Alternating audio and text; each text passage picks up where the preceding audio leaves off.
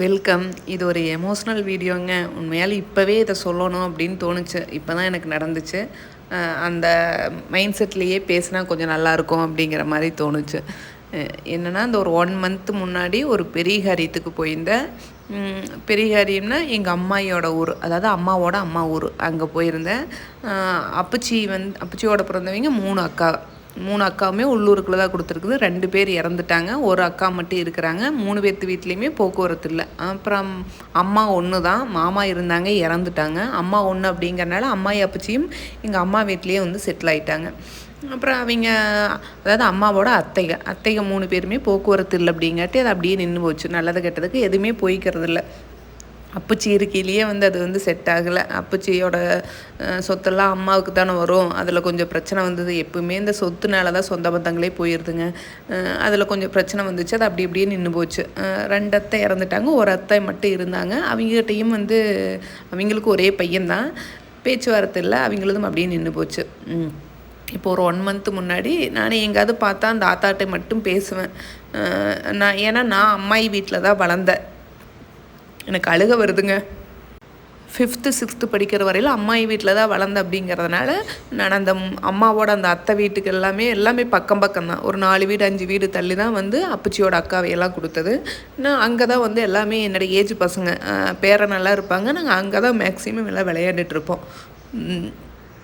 இந்த பிரச்சனைனால எல்லா போக்குவரத்து நின்றதுனால அதெல்லாம் யாருக்கிட்டையுமே பேசுகிறதில்ல. ஏன்னா வந்து எங்கேயாவது ஏதாவது வெளியே பெரிய காரியத்துக்கு போகிறேன், அந்த ஊருக்கு வந்து நல்லது கெட்டதுக்கு போவோம். அம்மாயி ஊருக்கு வந்து நல்லது கெட்டதுக்கு அப்படிங்கிற மாதிரி போவோம்.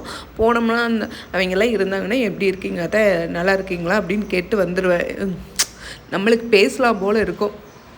ஏன்னா நம்ம அங்கேயே வளர்ந்தோம். அதோடையே நம்மளுக்கு சாப்பாடு கொடுக்கறதுலேருந்து குளிச்சு வர்றதுலேருந்து அவங்க தான் செஞ்சுட்டு இருந்தாங்க. அதனால் அவங்கள பார்த்தா ஒரு பேசுவேன். அவங்களும் நல்லா இருக்கா சாமி அப்படிம்பாங்க. அவ்வளோவோட சரி. ஏன்னா அப்புறம் அவங்க மருமகள் மகன் அவங்கெல்லாம் பேசுவாங்கள்ல, வேறு வழி கிடையாது. அவங்க வந்து அவ்வளோதான் பேச முடியும். நானும் வந்து பேசுவேன். அவங்க பேரன் வந்து ஒரு செட் ஆஃப் இதில் வந்து அவங்க பேரங்கூட்டமெல்லாம் வந்து என்னுடைய செட்டு. இப்போ ஒரு ஆத்தா மட்டும்தான் இருக்காங்க. 2 ஆத்தா இறந்துட்டாங்களா. அந்த ஆத்தாவோட பேரன்லாம் என்னுடைய செட்டு. அவன்லாம் வந்து ஏதாவது ஃபங்க்ஷனில் பார்த்தா இப்போ ரீசெண்டாக வந்து ஒரு 1-2 இயர்ஸாக வந்து அப்படியே பேசுவான். நானும் நல்லா பேசுவேன். அவங்கெல்லாம் பேசிகிட்டு இருந்தாங்க. அவங்களுடைய மகனெல்லாம் பேச மாட்டாங்க. ஆத்தா வந்து ஏதாவது 1 மந்த் முன்னாடி போனப்போ நான் அவங்ககிட்ட பேசிகிட்டு இருந்தேன். என் தம்பியும் வந்து பேசினான். சரி வந்திருக்காங்க, நம்ம கண்ணு முன்னாடிக்கு வந்திருக்காங்க பெரிய காரியத்துக்கு, எப்படி பேசாது இருக்கிறது அப்படின்னு சொல்லிட்டு எங்கள் அத்தா நல்லா இருக்கீங்களா அப்படின்னு போய் கேட்டேன். என் தம்பியும் வந்து பேசினோம். ஒரு 1/2 மணி நேரம் மட்டும் பேசிகிட்டு இருந்தோம். அப்புறம் 1/2 மணி நேரம் பேசிகிட்டு இருந்துட்டு நான் போயிட்டு வரேன் அப்படின்னு சொல்லிட்டு வந்தாச்சு. இன்றைக்கி வந்து எங்கள் அம்மாயின்னு இருக்காங்க. அப்பச்சி இறந்துட்டாங்க. அப்பச்சியோட இறந்ததுக்கு கூட வந்து யாரும் வரல. கோவிட் டைமில் இறந்தாங்க. இப்போ இருக்கிற ஆத்தாவும் வந்து வரல. ஏன்னா அவங்க வர்றக்கு சான்ஸ் இல்லைல்ல. மகன் மருமகள் இவங்களையெல்லாம் தாண்டி யாருமே வர முடியாது. அது எல்லா வீட்லேயும் இருக்கிறது தான். நீ போகிறதுனா போய்க்க அப்படின்னு சொல்லியிருக்கலாம். நாமளும் அந்த தப்பு பண்ணுறோமோ என்னன்னு தோணுது. நீ போய்க்கிறனா போய்க்க, நான் வரல அப்படின்னு சொல்லலாம். நம்மளுக்கு அந்த மனசு வர மாட்டேங்குதுன்னு நினைக்கிறேன். சரி, அவங்க அந்த டைம்லேயும் வர முடியல. இப்போ வந்து நான் போய் பார்த்துட்டு வந்ததுக்கப்புறம் எங்கள் அம்மாவும் வந்து பார்க்கலாம் போல் ஆயிடுச்சா இருக்குது. எப்படி இருந்தாலும் பிறந்தவன் பிள்ளையில பார்க்கலான்னு தானே இருக்கும். இன்றைக்கி வந்து ஃபேமிலிக்கெல்லாம் தெரிஞ்சிருக்கும். எப்படி இருந்தாலும் தெரிஞ்சிடும். தெரியாமல் வந்து ஆட்டோ எடுத்துகிட்டு வீடு வந்து ஃபஸ்ட்டு இந்த வீடு தோட்டத்துக்குள்ளே இருந்தாங்க. இப்போ அம்மா வீட்டை வந்து ஊருக்குள்ளே இருக்காங்க. வீடு கூட ஃபஸ்ட்டு வந்தால் தான் 15 வருஷமாக இல்லை, டச் இல்லை. இப்போ வந்து ஆட்டோ எடுத்துகிட்டு வந்துட்டாங்க. பார்த்துட்டு அவ்வளோ ஒரு ஃபீலிங், அழுக. இது எல்லாத்துக்குமே இருக்குமில்ல. பிறந்தவன் பிள்ளைன்னா இருக்குல்ல. பிறந்தவனா தம்பி புள்ள அண்ணன் புள்ள அப்படிங்கிற மாதிரி. ஒன்றும் இல்லை, எங்களுதே பாப்பா இங்கே தான் இருக்குது. மேக்ஸிமம் லீவ் விட்டால் இங்கேயே தான் இருப்பாங்க. இவ்வளோ தூரம் வளர்த்திட்டு நம்மளுக்கு கொஞ்சம் வயசாகையில் அவங்க வரல அப்படின்னா நம்மளுக்கு அந்த ஃபீலிங் இருக்குமில்ல. அந்த மாதிரி அந்த ஆத்தாவுக்கு ஒரு ஃபீலிங் வந்துட்டு கை காலெலாம் நடுக்கமாகி அழுகை வந்துருச்சு. அழுகலைன்னு அழுதுட்டு, இவ்வளோ நாள் உன்னை பார்க்காத இருந்துட்டனே அப்படின்னு சொல்லிட்டு அழுதுருப்பாங்களான் இருக்கு. ஒரு 15 வருஷம் ஆயிடுச்சு, டச் இல்லை. 15 வருஷமாக பேச்சுவார்த்தை இல்லை. ஏதாவது அம்மாவுமே வந்து எங்கேயாவது வந்து நல்லது கெட்டதுக்கு அந்த ஊருக்கு போனாங்கன்னா என்னங்கன்னா நல்லா இருக்கிற அத்தை அப்படின்னு கேட்டு வந்துடுவாங்க. அவ்வளோவோட சரி. அம்மானாலேயும் சொல்ல அழுக வந்துருச்சு. நான் இது வந்து பார்க்கல, கண் கூட பார்க்கல, கேட்டது தான். கேட்டதுக்கே எனக்கு வந்து ஒரு மாதிரி ஃபீல் ஆயிடுச்சு.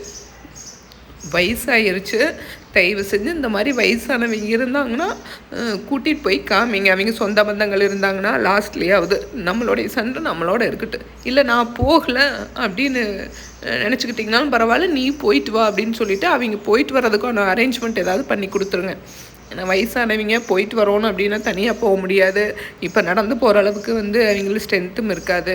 பஸ் ஏறி போகிற அளவுக்கு வந்து அவங்களுக்கு தெரியுதா என்னங்கிறதும் தெரியல. ஸோ அதனால் போகிறாங்க, போயிட்டு வா நீ வேணாலும் அப்படின்னு சொல்லிவிட்டு அதுக்கெல்லாம் அரேஞ்ச் பண்ணி கொடுத்துருங்க.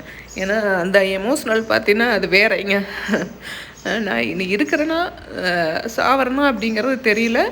இந்த ஒரு மாதமும் உன்னை பார்க்கலானே இருந்துச்சு, அதனால் வந்து பார்த்துட்டு போயிடலான்ட்டு வந்துட்டேன் அப்படின்ட்டு ஒரு கையில் கொஞ்சம் எவ்வளோ காசு வச்சுருந்தாங்கன்னு தெரியல, இருக்கிறது பர்ஸில் இருக்கிறது எல்லாமே எடுத்து அம்மா கையில் கொடுத்துருப்பாங்களாட்ருக்கு.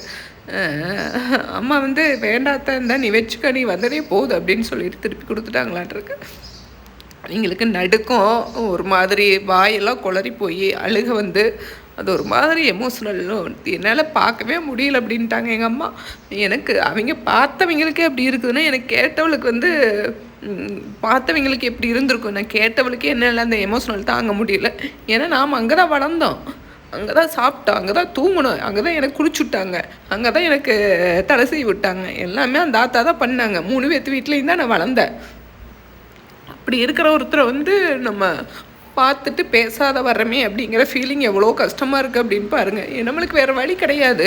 அவங்க ஃபேமிலி கூட அவங்க சந்தோஷமாக இருக்கணும்னா நாம் கொஞ்சம் அவாய்ட் பண்ணி தான் ஆகணும். நாம் போய் பேசினோம்னா அவங்களுக்கு பிரச்சனை வரத்தானே செய்யும். அதனால் நாங்கள் கொஞ்சம் ஒதுங்கி தான் இருந்தோம்.